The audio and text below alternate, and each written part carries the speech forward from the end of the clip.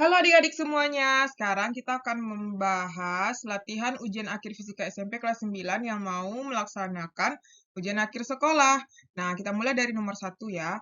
Jika benda R memiliki massa 1,4 kilo, 1,4 kilogram, besar timbangan X adalah, berarti ini 1,4 kilogram itu kita rubah ke gram ya, berarti 1,4 dikali 1000.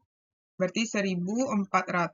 Nah, kita sama dengankan kalau yang ini 125 gram ditambah 1 kilogram ditambah X. Nah, kita samakan ya, berarti 125 ditambah 1 kilo itu sama dengan 1000 ditambah X. Berarti ini hasilnya adalah 1125 ditambah X. Nah, kita sama dengankan ya, berarti piring A sama dengan piring B. Berarti 1400 sama dengan 1125 ditambah X. Kita pindah ruas. 1400 dikurang 1125 sama dengan X. Nah, berarti itu jawabannya adalah 225 ya. Berarti 275 gram.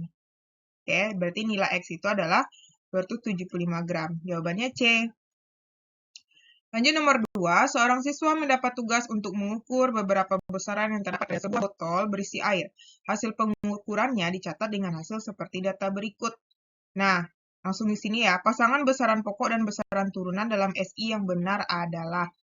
Berarti tinggi ini benar, luas dia hanya pasangan besaran pokok dan besaran turunan dalam SI.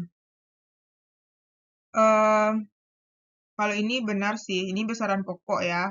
Nah, berarti kita fokusnya ke ini aja nih. Besaran pokok dan besaran turunan. Besaran turunan ya. Nah, berarti ini tinggi besaran pokok, luas turunan, volume turunan, massa berarti pokok, suhu, oh ini enggak ya, karena yang betulnya Kelvin, bukan Celcius. Berarti yang benar itu, kalau yang pokok itu adalah 1 dan 4. Berarti yang turunannya adalah 2, 3, dan 2. Jawabannya D ya. Nomor 3, perhatikan gambar berikut. Sifat-sifat zat pada gambar di atas yang ditunjukkan tanda panah sesuai dalam tabel berikut adalah, berarti yang ini berarti ya. Ini itu kan gas ya. Kalau gas itu volumenya berubah, bentuknya juga berubah, gaya antar partikelnya sangat lemah, dan jaraknya berjauhan. Jawabannya B. Nomor 4, perhatikan sifat-sifat zat hasil pengamatan dari beberapa zat berikut. Sifat kimia zat ditunjukkan oleh pasangan nomor. Nah, kimia ya. Kalau ini fisika, ya, ada suhu kan. Gula mudah larut dalam air, ini fisika. Bensin mudah terbakar, ini kimia. Besi mudah berkarat, ini kimia. Karena yang ditanya itu kimia, berarti jawabannya 3 dan 4. 3 dan 4 berarti yang D. Nomor 5, berikut adalah peristiwa yang terjadi di sekitar kehidupan kita. Perubahan fisika dan perubahan kimia ditunjukkan oleh peristiwa. Berarti, larutan asam dinetralkan dengan penambahan basa, itu kimia ya. Air menguap ketika dipanaskan, itu fisika. Besi berkarat, itu kimia. Besi dipanaskan mencair, itu fisika. Berarti, kalau yang fisikanya adalah 2 dan 4. Kalau yang kimianya adalah 1 dan 3. 2 dan 4, 1 dan 3. Berarti jawabannya C. Kita lanjutkan nomor 6. Di sini, tinta berwarna dapat dipisahkan dengan metode pada gambar karena. Nah, ini berarti dengan cara kromatografi. Nah, cara kromatografi itu berarti jawabannya itu setiap komponen warna tinta memiliki perbedaan pada pola pergerakan. Jadi jawabannya B ya.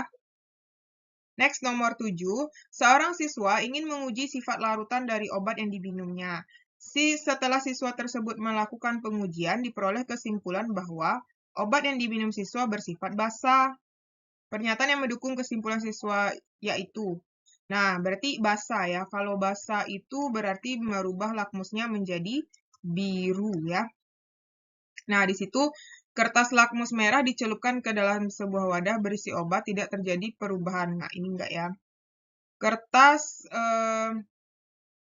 lakmus merah dicelupkan ke dalam sebuah wadah dan berisi obat, terjadi gelembung gas. Ya, kita simpan dulu. Kertas lakmus merah dicelupkan ke dalam sebuah wadah yang berisi obat dan terjadi perubahan warna. Nah, ini baru benar. Kertas lakmus biru dicelupkan ke dalam sebuah wadah berisi obat, terjadi gelembung gas pada obat. Nah, jadi dia merah menjadi biru, baru itu dikatakan indikator basa, sehingga jawabannya adalah yang C. Kita lanjut nomor 8. Perhatikan gambar pola tetesan oli yang keluar dari kendaraan berikut. Dari pola tetesan yang terbentuk, gerak yang dilakukan kendaraan dan bentuk grafik yang benar adalah. Nah, ini kan makin dekat ya. Kalau di oli, itu kalau makin dekat, dia adalah diperlambat ya. Berarti kalau diperlambat, itu adalah yang turun, grafik turun. Tapi kalau tiket timer, kebalikannya. Kalau makin dekat, itu dia makin cepat ya. Oke, kita lanjut. 9. Berikut ini yang memiliki besar gaya 8 Newton dengan arah ke kanan adalah. Nah, ini harus kita cari satu-satu. Yang kanan itu panahnya adalah positif, kalau yang kiri itu negatif. Berarti yang A itu adalah yang kanan dulu ya, 8 ditambah 4. 8 ditambah 4 dikurang 4. Nah, sama dengan itu 8. Nah, berarti kan positif, berarti kanan. Ya udah, berarti langsung jawabannya yang A. Kalau yang ini, kalau yang kita cek yang B ya. 4 tambah 4, 4 tambah 4 kurang 2. Sama dengan 6. Nah, berarti dia bukan 6, dia kan 8 yang ditanya. Nah, begitupun yang C. Kalau yang C berarti yang kanan 8 tambah 2, 8 tambah 2 kurang 6. Sama dengan berarti ini adalah 4 ya. Kalau yang D, 4 tambah 4 tambah 4. 4 tambah 4 tambah 4, berarti 12. Nah, di yang paling tepat itu jawabannya yang A. Kita lanjut nomor 10. Perhatikan gambar berikut.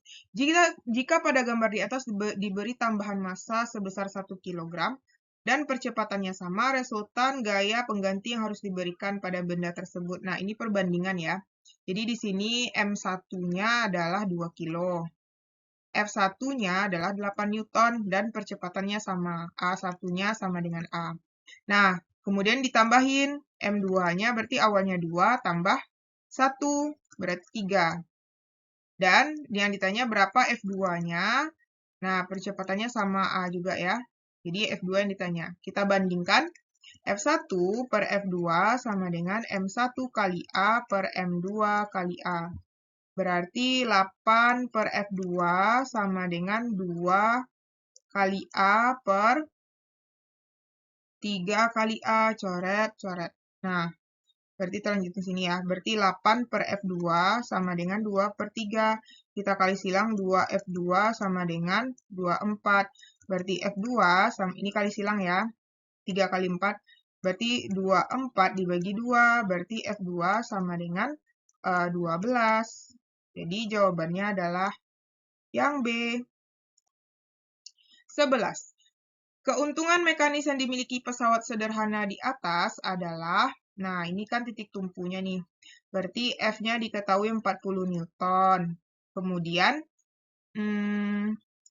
W-nya sama dengan 480 Newton. Nah, yang ditanya itu km.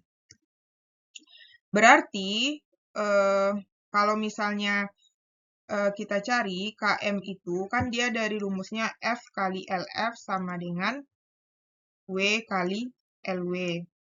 Nah, kalau km itu bisa salah satu kita pakai W per F, atau bisa juga km itu LW, salah. LF ya, LF per LW. Nah, kita pakai yang ini, karena yang diketahui F dan W ya. Berarti km sama dengan 480 bagi 40 sama dengan 6. Jadi jawabannya yang C. 12. Tekanan hidrostatis terhadap A, berarti yang di A ya. Yang di A itu sama dengan P-nya ya, P di A. Kita buat di sini. P di A sama dengan 8.000 Newton per meter kuadrat. Dan tekanan hidrostatis di B 6.400 Newton per meter kuadrat. Massa jenisnya adalah 1000. Selisih kedalaman, berarti delta H. Nah, jadi ini kita kurangin aja, berarti PA kurang PB sama dengan Rho kali G kali delta H. Berarti 8.000 kurang 6.400 sama dengan 1000 kali 10 kali delta H. Berarti ini adalah jadinya 1.600 ya. Sama dengan 10.000 kali delta H. Jadi ini coret-coret. Berarti 16/100 sama dengan delta H. Nah, berarti 0,16 sama dengan delta H. Nah, jadi langsung dapat jawabannya adalah yang B. 13. Massa jenis air 1000 kg dan percepatan gravitasi adalah 10. Maka perbedaan tekanan antara A dan B. Nah, ini sama ya. Perbedaan tekanan berarti yang ditanya itu adalah PB kurang PA. Nah, jadi gini aja langsung ya. PB kurang PA sama dengan Rho kali G kali H. Rho kali G kali delta H ya. Kali delta H. Berarti Rho itu kan 1000, G 10. Nah, sekarang kita nyari delta H dulu ya. Delta H itu harus tahu HB. HB itu dari sini sampai sini.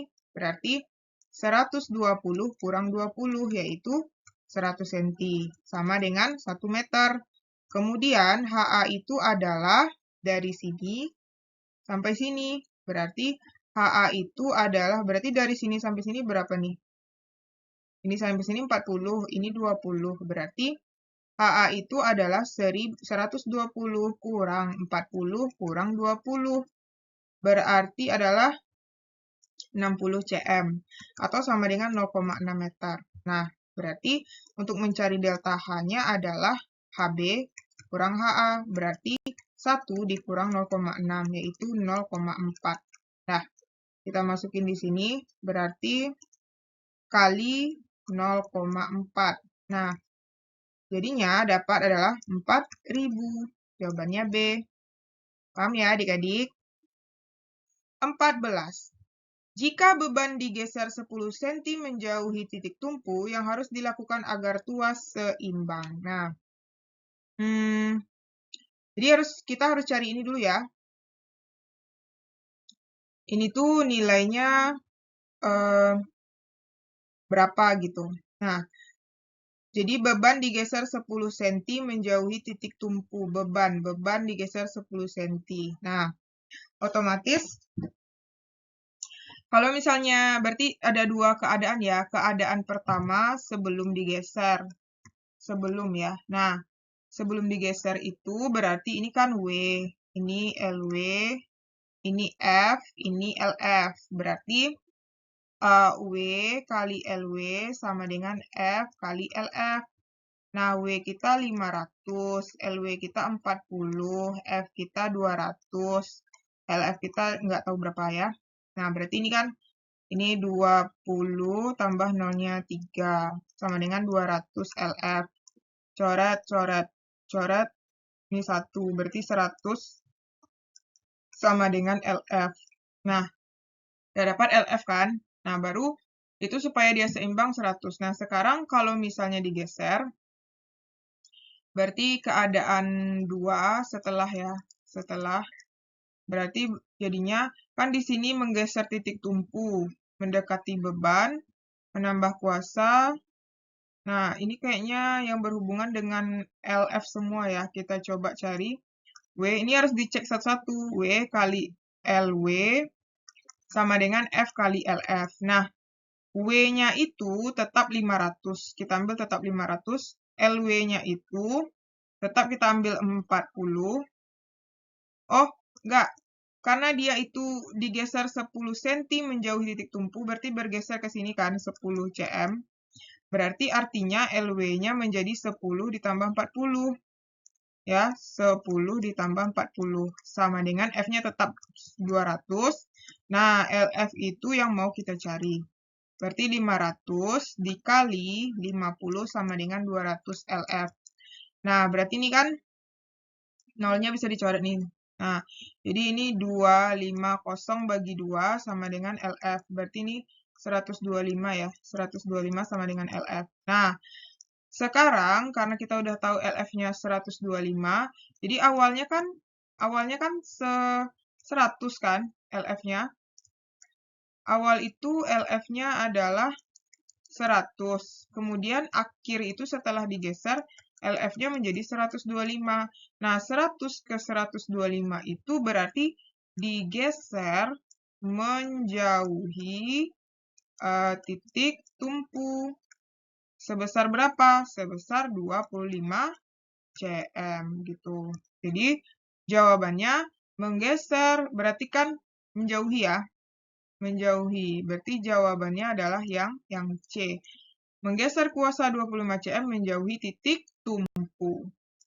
Sekarang kita lanjut 15 ya. Perhatikan beberapa pernyataan berikut. Yang dapat memperkuat bunyi senar gitar adalah yang pertama, ya nomor 2 betul, memperbesar amplitudo.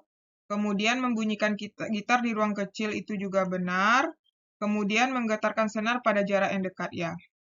Jadi jawabannya 2, 3, dan 5. C ya. 16, perhatikan gambar berikut. Jika benda digeser 20 cm mendekati cermin cekung, maka sifat bayangan yang terjadi adalah. Nah, ini kita pakai cara cepat saja ya. Kan di sini, tapi ini harus dicari ya fokusnya. Oh ya, nggak bisa ya. Nah, ini mending kita cari fokusnya dulu ya. Karena dia cermin cekung berarti 1/F sama dengan, ini berarti S, ini adalah S aksen ya. Berarti 1/S ditambah 1/S aksen. Berarti 1/F sama dengan 1/30 ditambah 1/60. Berarti penyebutnya adalah 60.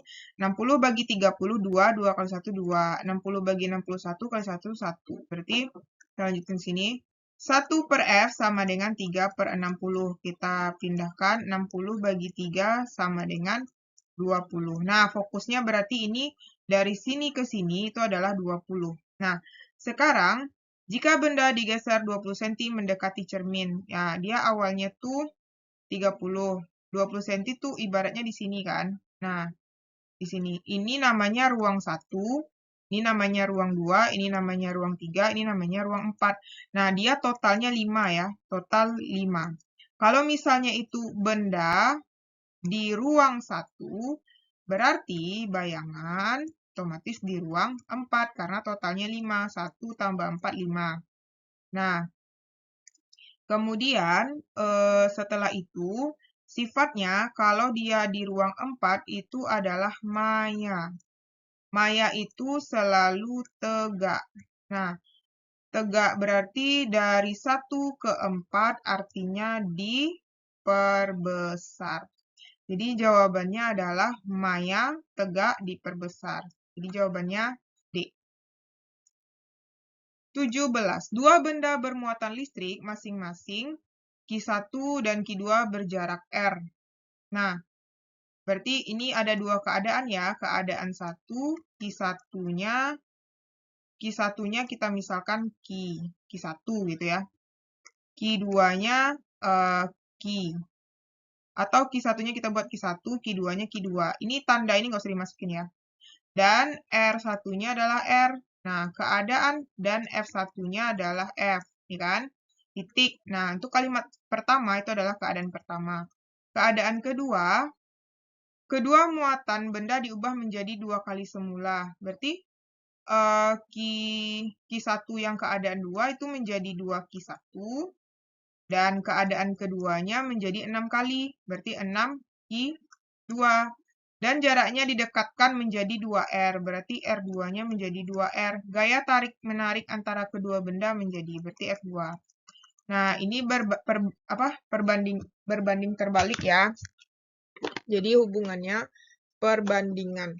Nah, jadi kalau kita buat perbandingan, kayak gini, F1 per F2 sama dengan K Q1 Q2 per R1 kuadrat kali R2 kuadrat per Q1, Q2. Nah, ini untuk keadaan 1, ini untuk keadaan 2. Nah, berarti F1F, F2, F2. Nah, K ini boleh kita coret. Q1-nya adalah Q1, Q2-nya adalah Q2. R1-nya adalah R kuadrat. Kali R2-nya adalah 2R. 2R dikuadratkan per 2Q1 kali 6 Q2. Nah, ini bisa dicoret ya, habis. Set, set. Nah, berarti F per F2 sama dengan 1 per R kuadrat dikali 4R kuadrat, ini dikuadratin ya, per, ini adalah 12. Nah, ini bisa dicoret. Habis, habis. Bagi 4, 1, bagi 4, 3. Nah, kita lanjutin di sini. Berarti F per F2 sama dengan 1 per 3. Berarti kita kali silang, F2 sama dengan 3F. Oke, sehingga jawabannya adalah yang B. 18. Perhatikan data transformator pada tabel berikut. Nah, dari data tersebut, jenis trafo dan alasan yang benar adalah. Nah, kita buat dulu ya di sini step up. Step up itu syaratnya adalah S dan P terakhir kan. VS besar dari VP.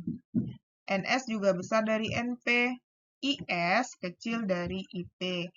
Kalau misalnya dia step down, kebalikannya. VS kecil dari VP, NS kecil dari NP, IS besar dari IP. Nah, kita cek satu-satu. Trafo 1 step down. Nah, kenapa dia step down? Alasannya IS kecil dari IP, benar nggak? IS kecil dari IP. Oke. IS kecil dari IP bukan step down ya, salah nih. Terus yang kedua, kalau yang trafo, ya berarti ini juga salah dong. Ini seharusnya step up ya. Step up, berarti trafo 2. Ini juga salah nih IP. Nah, berarti yang benar tuh trafo 2. Step down. Step down. IS besar dari IP benar. Ini step up benar. NS besar dari NP. Ya, benar. Sehingga jawaban yang tepat itu adalah yang D. Jadi adik-adik semua itu melihat ciri-cirinya dari sini ya. Oke? Nah, sekarang kita lanjut 19 ya. Benda terletak di cermin cekung seperti gambar. Ternyata bayangan yang terbentuk adalah nyata dan diperbesar 3 kali. Berarti M-nya itu 3 ya, 3 kali. Nah, kemudian digeser. Nah, ini nih keadaan kedua ya. Keadaan kedua, ini keadaan pertama. Nah, kita cari dulu pada keadaan pertama. Berarti kalau misalnya kita lihat di sini, rumus M itu kan kaitannya ke S aksen per S ya. Berarti 3 sama dengan S aksen per S. Nah, berarti 3S sama dengan S aksen. Kemudian baru kita cari fokusnya, berarti 1 per F sama dengan 1 per S ditambah 1 per S aksen. Berarti 1 per F sama dengan 1 per S ditambah 1 per 3S. Nah, kita samakan penyebutnya yaitu 3S. 3S bagi S itu 3. 3S bagi 3S itu 1, berarti 1 per F sama dengan 4 per 3S. Nah, lalu kalau F saja, F adalah 4F, kita kali silang kan. 4F sama dengan 3S, berarti F sama dengan 3 per 4S. Nah, kita misalkan aja, ya, S-nya itu adalah 1. Nah, berarti fokusnya adalah 3 per 4. Atau boleh juga kita misalkan. Kita misalkan F-nya berapa ya? 12 saja lah. F-nya 12. Kita misalkan S itu 12. Ya, ini misal ya. Berarti ini kan 3 per 4 kali 12. Jadi fokusnya adalah 9. Nah, kalau fokusnya 9, fokusnya itu 9, S-nya 12, otomatis dia ada di ruang 2. Ya. Nah, anggaplah di sini. Bendanya di ruang 2 gitu kan. Anggap di sini fokus. Nah, di sini S-nya. Sini benda. Ini benda nih. Nah, kemudian pada keadaan 2 digeser 10 cm. Berarti keadaan kedua nih. Nah, di sini aja lah kita buat ya. Nah, terus dia digeser 10 cm menjauhi, berarti 12 tambah 10. Nah, maka bayangan yang dihasilkan sekarang adalah, nah berarti ini kan jadinya 22 nih. Nah, ininya, apanya? S-nya ya. Nah, S aksennya berapa? Nah, ya udah berarti kalau S-nya di 22, jadi fokusnya itu kan ini 9. Nah, berarti di sini ini M-nya artinya di sini 9, otomatis di sini 18 ya jaraknya, karena kan M itu 2 kalinya, sini 9, sini 18. Berarti 22 tuh di sini kan, artinya benda itu bergeser dia di ruang 3. Berarti benda itu di ruang 3, karena ini ruang 1, ini ruang 2, ini ruang 3. Nah, artinya, ya kita buat di sini, ini berarti dia berada di ruang 3. Nah, kita ingat ya cara cepatnya, jumlahnya itu harus 5. Kalau misalnya itu benda di ruang 3, berarti sisanya bayangan di ruang 2. Nah, di ruang 2 itu berarti dia nyata. Nah, nyata itu selalu terbalik. Nah, oke. Dari 3 ke 2 itu adalah diperkecil. Nah, sehingga jawabannya adalah nyata terbalik diperkecil. Nyata terbalik diperkecil. Jadi jawabannya adalah yang B. 22. Perhatikan gambar planet dan pernyataan berikut. Pernyataan tersebut yang sesuai dengan gambar. Nah, ini adalah planet Saturnus. Nah, Saturnus itu ciri-cirinya dia termasuk planet luar, ya. Kan dia dari patokannya dari bumi ya. Apa pertama Merkurius, Venus, bumi, ya. Bumi, Mars, Jupiter, Saturnus, Uranus, Neptunus, Pluto. Nah, patokannya kan bumi. Berarti ini luar ya. Ini dalam. Nah, berarti dia termasuk planet luar, Saturnus. Kemudian berada di urutan ke-6. 1, 2, 3, 4, 5, 6. Oke. Jadi jawabannya adalah 2 dan 4. 2 dan 4 B.